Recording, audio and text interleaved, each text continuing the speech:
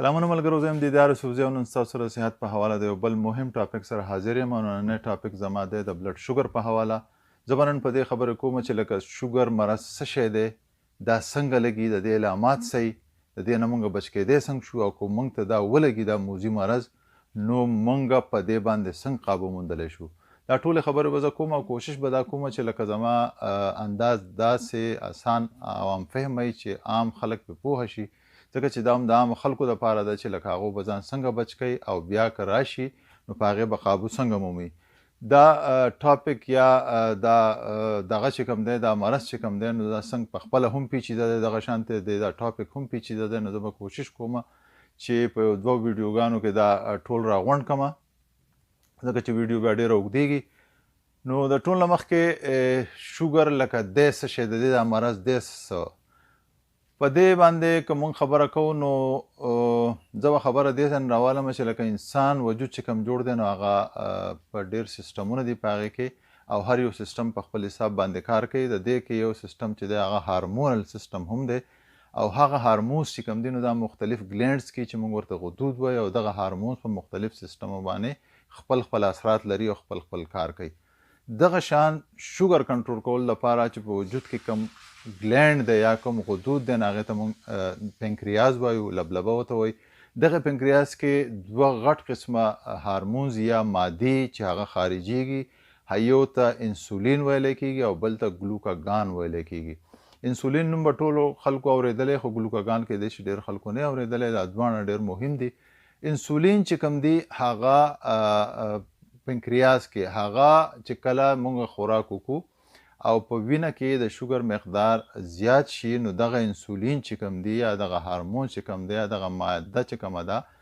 دا خارج شي د هغې نه او دی لاړ شي او شوګر چې دی د بلډ ویسل نه یا زمونږ دغه د رګونو نه دی لرې کړي او سیلز ته یې بیایي، او سیلز کې توانایي بیا جوړیږي او انسان وجود له چې دی فایده ورکوي. دغه شانتې کم چې زیاتي شوګر پاتې شي یا نه په کار د سیلز، نو هغه بیا اینې ته یا لیور ته ویسي او هلته یې جمع کړي په یو پیچیده فارم کې چې موږ ورته ګلایکوجن وایو، په هغې کې دی په اینه کې جمع شي. دا د انسولین کار او دغه شانتې د شوګر لیول چې دی په وینه کې کنټرول کوي. دغه شان بیا چې دویم کم هارمون دی په دغه انسولین کې، نه هغه ګلوکاګان ورته موږ وایو. ګلوکاګان دا کاري چې ګلوکاګان هله ریلیز کېږي یا د هله خارجېږي کله چې په وجود کې د شوګر مقدار کم شي. مثلا موږ ډوډۍ نه ده خوړلې، ډېر وخت شو نهر یو یا روژه هم نیولې ده ټوله ورځ، نو کله چې موږ روژه یو نو وجود له خو چونکې توانایي په کار ده، اول ته موږ خوراک کوو نو دا توانایي د کم ځای نه راځي، نو دغه ګلوکاګان چې دی د دغې پنکریاز نه خارج شي او لاړ شي، د کار بیا په اینه باندې یا په لیور باندې، او په لیور کې چې کم ګلایکوجن کم ګلوکوز د ګلایکوجن په شکل کې یا په پیچیده فارم کې په پیچیده حالت کې کم سټور شوی، نو هغه د مات کې ګلوکوز ته جوړ کړي او وینې ته راوباسي، وینې ته راشي او بیا د وینې نه هغه چې دی هغه سیلز ته لاړ شي او موږ له توانایي یا فایده راکوي. دا لکه د دې هغه بنیادي نظام دی. وس چې کله دا نظام په څه وجه باندې ګډوډ شي، د دې بیا دوه قسمه دي. هغې ته موږ بیا وایو چې دا سړی د شوګر مریض شو یا دا زنانه د شوګر مریضه شوه. دغه شوګر چې اصل کې د دې دا مرض چې دا دوه قسمه، یو خدای چې دې ته ټایپ 1 یا اولنی قسم یا بیا دویم چې کوم دی هغه ته ټایپ 2 یا دویم قسم وایي. د شوګر اولنی قسم چې کوم دی نو هغې کې د انسان خپل څه اختیار نشته او دا جینټیکي په جینس کې راځي. ده لکه چې مور و پلار ته شوګر وي نو هغه ته بیا شوګر ولګي، دغه ته ټایپ 1 وایي. په هغې کې کېږي دا چې دا یو سیسټم په وجود کې خدای پاک پیدا کړی د مدافعت یو سیسټم دی، امیون سیسټم ورته موږ وایو. خو کله کله دی داسې کړي چې هغه خپل کار چې دی هغه مس ریډ کړي یا صحیح ونه لولي، نو آټو امیون ډیزیز دې ته وایي. آټو امیون داسې چې لکه دغه انسولین یا دغه سیلز بیټا سیلز چې په پنکریاز کې کم دي په هغې کې انسولین جوړیږي، نو دا امیون سیسټم یا د مدافعت دا سیسټم چې کم دی نو دا خیال شي چې دا چېرته بهر شی راغلی وجود ته نقصان ورکوي، نو هغه ټارګټ کړي. آټو امیون د ځان هغه چې ټارګټ کړي نو هغه بالکل ختم کړي. نو په دغه مریض کې یا په دغه انسان کې بیا انسولین نه پیدا کیږي. دا پنکریاز انسولین نشي پیدا کولی او دا مرض چې دی عموما ما څنګه ووی د جنیټک جینس کې راځي مور و پلار نه لګي نو دی چې د 20 کال نه مخکې د دې مرض تشخیص وشي چې یاره دا کس چې دی د کې انسولین نه پیدا کیږي او د علاج چې بیا د ټول عمر د انسولین انجکشن یا د هغې اخیستنې وهي او دغه علاج دی. نو په دې کې چې دی د انسان خپل څه دغه نشته قابو کول یا د دې روکتام دپاره هغه څه نشي کولی. دغه خو ټایپ 1 یا ورنی قسم شو. اوس د ټول نه مهم چې کوم دی او 85% چې کوم د شوګر کم مریضان نو هغه ټایپ 2 یا دویم قسم وي. په دې کې اوس د انسان خپل دغه بچاو خپل دغه شته دی رول شته چې هغه پکې ادا کړي. اوس د دویم قسم انسولین یا دغه چې کوم دی د شوګر د مرض چې کوم دی ټایپ 2 ډایبټیز چې کوم دی په هغې کې چل دا کیږي چې یا خو د انسولین لږ پیدا کیږي او د شوګر د پوره مقدار ته د دغه نه د رګونو نه د نشي ایستی سیلز ته نشي ننباسلی او یا دا سیلز چې په څه وجه باندې رزسټنټ شي دې ته دغه پیدا شي مدافعت پیدا شي او دی چې دی نو د انسولین په دې سیلز کې دننه نشي تللی نو دی په دې وینه کې پاتې شي. دغه د دې بنیادي فلسفه ده خو تر اوسه لکه دا ولې کیږي د دې وجه لا نه ده معلومه. بیا د دې سره سره خبره دا ده چې د دې خو وجه نه ده معلومه خو ریسک فیکټر یا خطره کم خلکو ته د دې سیز پیدا کېدو یا د زیاتېدو د دې سره کېدی شي نو هغه بیا 4-5 قسمونه دي چې دغه څیزونه په چا کې وي نو هغه ته دا دویم ټایپ چې دی هغه ته د لګېدو ډېره زیاته خطره وي. د ټول نه اول خو پکې خوراک دی. خوراک کم کسان چې لکه داسې خوراک کوي چې هغه د وجود دپاره نه ښه. زه به دا ووایم چې لکه اوس خواږه څیزونه شو خصوصا په دې کې ټافیانې شوې په دې کې چکلیټونه شو. د دې نه علاوه زمونږ خلک زمونږ کلتور هم داسې دی چې لکه چای شربتونه ډېر زیات دي او ټول خواږه خصوصا زمونږ زنانه چې کوم دي هغه خو ډېر زیات بیا دا استعمال کوي. نو دغه خواږه چې کوم وي دغه په دې کې کانټریبیوټینګ فیکټر یا دا تا دغه طرف ته بوی شي دا ریسک فیکټر یا د خطرې علامات دي. د دې سره سره چې دی داسې خوراک لکه اوس مونږ سپینې وریجې استعمالو یا سپین وړی استعمالو نو دا څیزونه چې دي نو دا ډایرکټ سورس ته یا دغه چې کوم دی دا کاربوهایډریټ چې کوم دی دا ډایرکټ ګلوکوز دی نو دی په وینه کې د شوګر مقدار چې دی د زیاتی. یا د دې سره سره لکه مونږ د عام څیزونه د فرایي څیزونه پکوړې سموسې دا څیزونه ډېر خورو. جنک فوډ دلته ورته وایي چپس پاپړ او داسې نور بل ها څیزونه دي چې لکه هغه زموږ په خوراک کې زیات شي نو دغه طرف ته دا مونږ به وایي شي د ټایپ 2 ډایبټیز ته یا دغه شوګر طرف ته دا مونږ به وایي شي. یو خو دا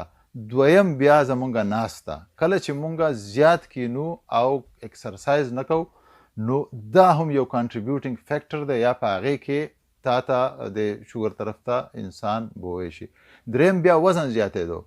وزن د دې سره لکه دا خوراک چې کوي او ناستې نو وزن خو دې پخپله زیاتېږي نو کله چې وزن د یو خاص مقدار نه ورسي نو ته بیا ړقېدی هم ډېر نه شي او اکسرسایز هم نه کوې سړی کېږي هم زر نو دا ټول څیزونه چې کوم دي نو په دې کې بیا تا دغې طرف ته بیایي. څلورم بیا لکه د چربي په وجود کې چربي چې خصوصا ده هغه پکې هم یو ډېر لوی کردار لوبولی شي تا د شوګر په مرض راوستو کې. هغه دا ده په نور وجود چربي خو یو طرف ته خو د خېټې چربي خصوصا په دې کې ډېره زیاته مهمه ده او خېټه کله چې کوم ویسټ چې څه ته موږ وایو نو کو د سړي خېټه لکه د 40 انچونه زیاته نو هغه پکې هغه خطره ده هغه ته او کو د زنانو خېټه د 15 یا 35 نه زیاته نو هغې ته هم دا خطره ده. نو په کار ده چې لکه د خېټې دا فیټس چې خصوصا دي چې دا کنټرول شي. د دې نه علاوه چې لکه په خاندان کې چاته وي نو هغه ته هم کیدی شي فیملی هسټري چې ورته موږ کوم ته وایو دا لکه 4-5 کنټریبیوټینګ فیکټر چې دي یا شوګر طرف ته چې دی هغه دا انسان بوی شي. اوس د دې علامات بیا څه دي؟ علامات بیا دا چې لکه یو خو به دی تږی کېږي ډېر تنده به یې زیاتې اوبه به ډېرې څښي بل دا چې اوبه ډېرې څښي نو تشمتیازې به هم ډېرې کوي دا او د دې نه علاوه دی به وږی کېږي زیات ځکه چې هلته شوګر چې څومره تا مقدار دی هغه ټول په وینه کې پروت دی او سیلز ته نه ځي نو چې سیلز ته نه ځي نو هغه ته خو انرژي پکار ده توانایي پکار ده نو وجود به هغه شانتې وږی کېږي او به چې مال نور خوراک چې زیات کړي نو وزن به هم زیاتېږي. نو دا ټول د یو بل سره لکه ټولې تړلې خبرې دي. اوس دغه علامات چې په چا کې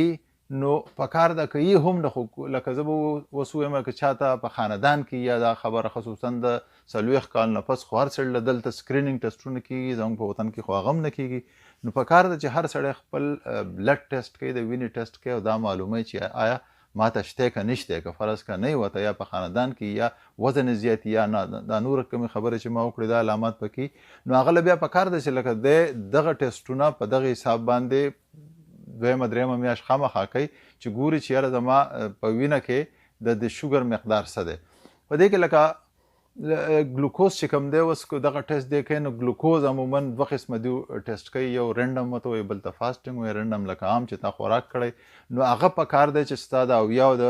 115 په منځ کې خامخا که د دې نه زیاتې هغه بیا ته شوګر طرف ته روان یې، خو کله چې د 200 نه زیات شو نو بیا ته یقینا چې تا ته شوګر لګېدلی دی. دغه شانتې کوم فاسټنګ چې کوم دی یا په نهره چې کوم دی ګلوکوز چې موږ چک کوو نو هغه پکار ده چې د 100 نه زیات نه وي، که دی د 100 نه کم وي، که دی د 126 نه په بره کېږي ورو څومره چې زیاتېږي نو د شوګر طرف ته دی روان دی، دته کېدی شي دغه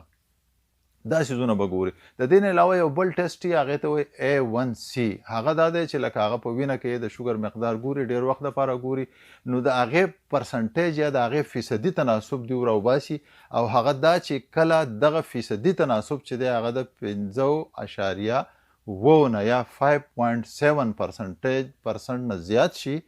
نو دی چې دی نو دی لکه د شوګر په پری ډایبیټک سټیج کې دی واچي. پکار ده چې دغه د 5.7 یا 5.7% نه دا کمی، کله چې دی د 6.5% نه زیات شي نو دې ته بیا وایي چې لکه دته شوګر دی. نو دا څیزونه چې دي دا ټیسټونه دا یو په نظر کې ساتل پکار دی. دې سره سره لکه څنګه چې ما ووایي شوګر چې دی یو داسې مرض دی چې دا ټول سیسټمونه افیکټ کوي. د دې سره لکه ستا بلډ پریشر عموما دی وایي چې لکه بهرحال د دې دغه خو دی وایي چې 120 نه والا 80 پورې خو داسې نه ده، دا چې ده نو دا ستا په عمر باندې، ستا په وجود باندې، ستا په وجودي ساخت باندې، په دې ټولو څیزونو باندې ډیپینډ کوي یا سراندازي. نو هغه چې ده لکه ټیسټونه شو، دویم ستا بلډ پریشر او دریم اهم سیس چې دی په شوګر کنټرول کولو کې یا د هغې په فیکټرو کې چې کوم دی نو هغه کولیسټرال دی. اوس په وجود کې ستا د کولیسټرال ټوټل مقدار کله چې ته ټیسټونه کوې دغه د ګلوکوز دا چې درته ما خبره وکړه، د A1C ټیسټ دا خبره ما وکړه، او دریم پسې کولیسټرال دا په سکرینینګ ټیسټ کې یا دا ډېر زیات ضروري دی چې سړی پخپله کوي. اوس دا کولیسټرال چې کوم دی نو په هغې کې وجود کې ستا ټوټل کولیسټرال چې دی 200 نه زیات نه دی پکار. دا ټوټل کولیسټرال چې کوم د وجود دی. بیا په دې کې دوه قسمه کولیسټرال، یو ته موږ وایو ښه کولیسټرال، بل ته وایو بد کولیسټرال. په دې ښه کولیسټرال چې کوم دی نو هغه د هغې خپل رول دی په وجود کې، نو هغه چې دی د 40 نه زیات پکار دی، 40 نه کم چې شي نو مسله تاته پیدا کولی شي، هغه مقدار د 40 نه زیات پکار دی. دغه شانتې بد کولیسټرال چې کوم دی نو هغه د 100 نه زیات نه دی پکار، د 100 نه لاندې هغه ساتل پکار دي. بد کولیسټرال ته موږ په میډیکل ټرمینالوجي کې LDL وایي یا لو ډنسټي لایپوپروټین ورته وایي، او د ښه کولیسټرال ته موږ وایو HDL یا های ډنسټي لایپوپروټین. نو دا څیزونه لکه تاسو په خپله چک کولی شئ، په خپله وینه کې دا 3-4 خبرې ته ما وکړې. یو شوګر تاسو خپله چک کولی شئ چې زما رنډم څه دی، لکه او بیا فاسټنګ یا په نهره څه دی شوګر، که دغه څه مسله په خاندان کې نو A1C ټیسټ کې تاسو کولی شئ چې لکه د هغې مقدار څه پکار دی او بیا کولیسټرال څه پکار دی. دا څیزونه خو لکه تاسو پکار ده چې په دویمه درېیمه میاشت هر سړی خپل دا ټیسټونه کوي او دا ګوري، خصوصا چې کله دی په دغه طرف ته روان وي نو د دې کنټرول کېده بیا ډېر زیات اساني، او چې کله یو خاص مقدار نه زیات شي نو بیا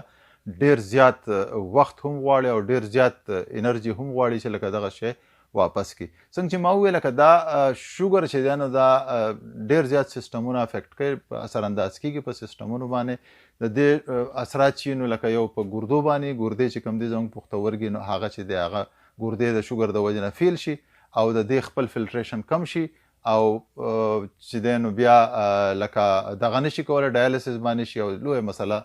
جوړه شي سړي ته. دویم اهم دغه چې دی هغه په نظر سترګو باندې هغه ته موږ ریټیناپتیز وایو په میډیکل ټرم کې او ریټیناپتیز داسې چې د مختلف قسمونه دي او په دې کې بیا دی چې د هغه شاتانې پرده ریټینا چې کومه ده په هغې باندې دغه جوړ شي او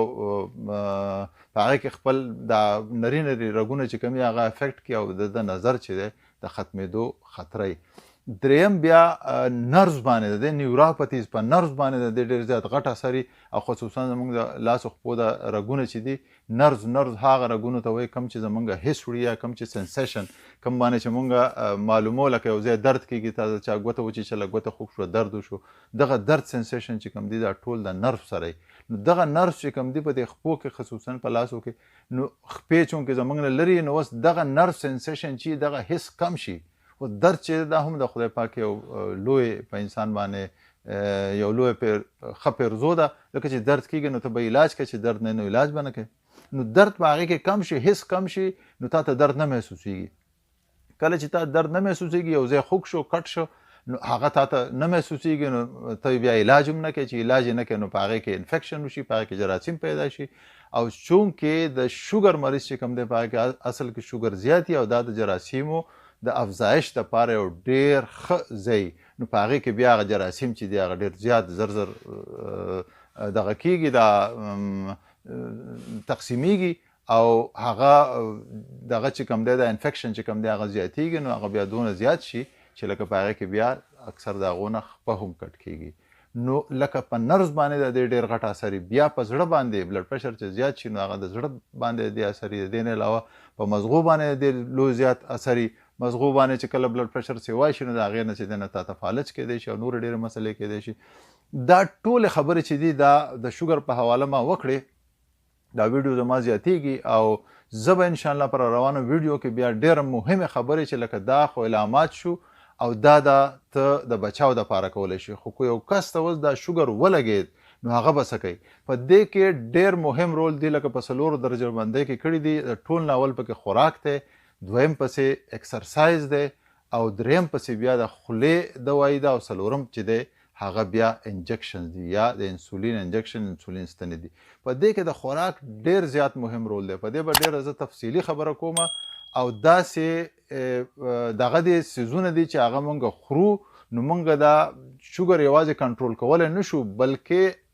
ډېر وختونو کې مونږ دا شوګر د دې مرض نه خلاصېدی هم شو صرف د خوراک او د اکسرسایز په وجه. نو دغه به زه راځم په دویمه ویډیو کې زما سره اوسئ د ټولو ملګرو جهان مننه.